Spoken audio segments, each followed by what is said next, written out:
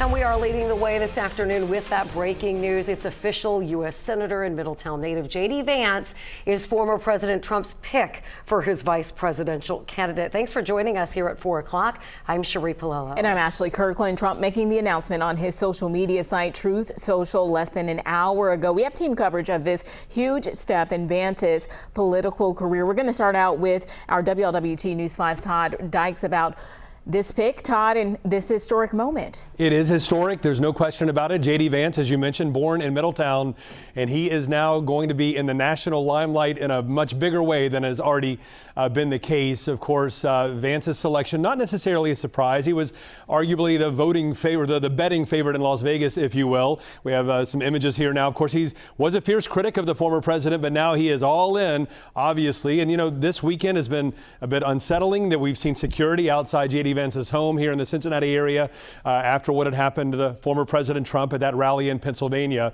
I talked to a political science professor, Sean O'Reilly, earlier this afternoon, actually just about an hour ago. We were talking about the potential selection of Vance as former President Trump's running mate. She says he brings to the table a lot, especially his ties to Greater Cincinnati.